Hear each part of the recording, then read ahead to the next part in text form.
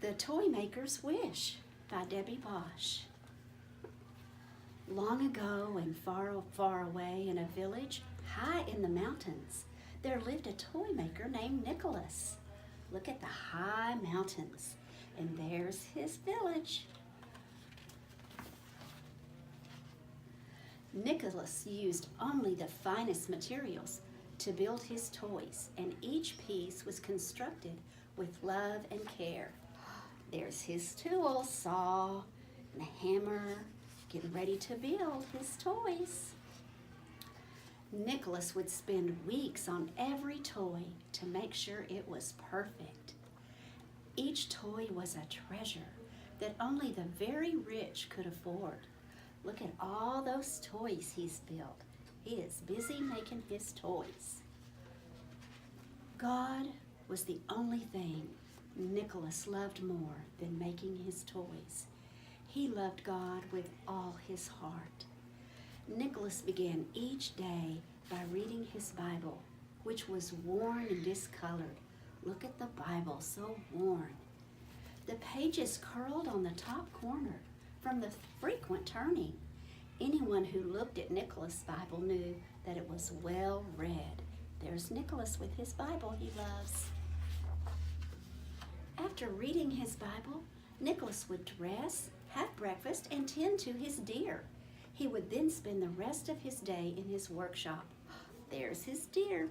He had to go feed them. At the end of his day, he would once again feed his deer and bed them down for the night. Now they'd be all snug and warm in the barn. After dinner, Nicholas would settle in for the evening in front of a cozy fire with his Bible.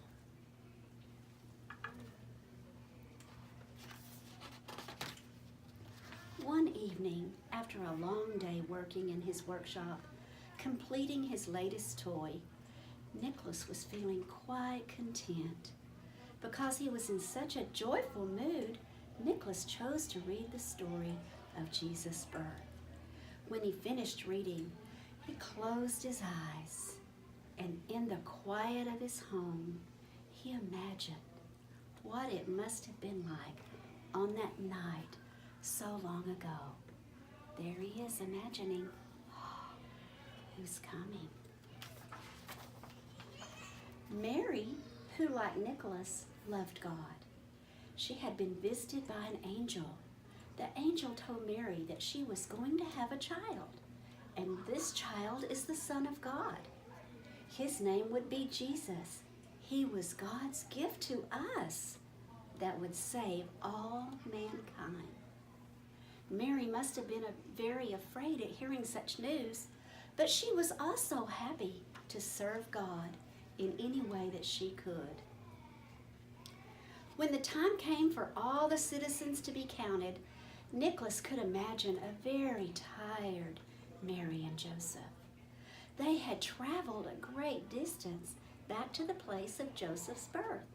It had been a very long, difficult journey for Mary. See her riding on her donkey? When they couldn't find a room for the night, Nicholas could almost feel how sad Joseph must have felt. Every innkeeper at every inn had the same response: no room. Or they would wave them off by shaking their hand before he could even say a word. There was no room for them in the inn. How could this be? How could Joseph tell his young wife, who was so close to giving birth, that no one had room for them?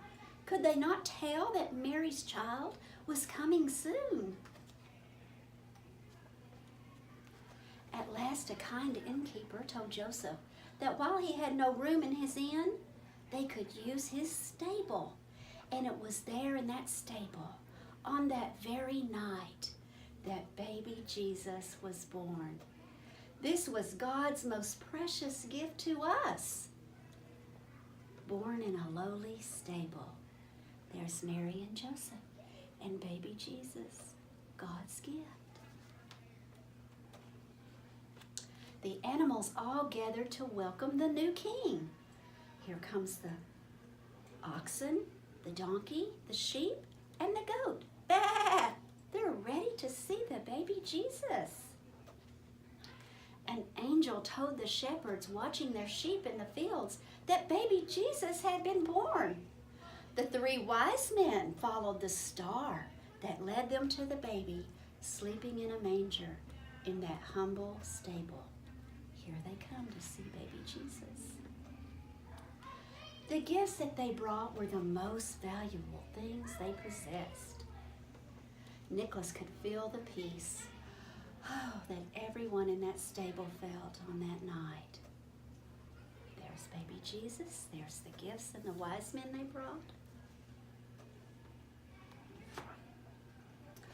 As Nicholas prepared for bed, he couldn't help wishing that he could have been there on that night. It would have been so wonderful to lay one of his beloved toys at the manger where the baby Jesus slept. The next morning, Nicholas still longed to give God's only son a gift, just as the wise men had. When Nicholas opened his Bible, the words he read were, "Anything you did for any of my people here, you also did for me." His heart was filled with joy. He knew that his wish had been answered.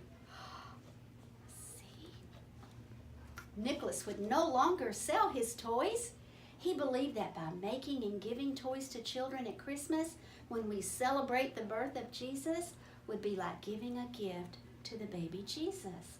So every year, Nicholas lovingly makes the very best toys to give to children everywhere.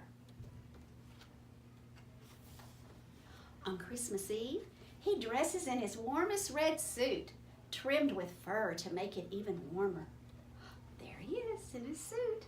He loads all the toys in his sleigh, and he leaves his home high in the mountains to deliver his gifts to God's children, just as the wise men had done for the baby so many years before. And that is why the Toymaker, known to some as St. Nicholas or Santa Claus, makes his long journey every year to celebrate the birthday of baby Jesus. There he goes, the Toymaker. The end. Thank you for coming to listen to the story about the Toymaker's wish.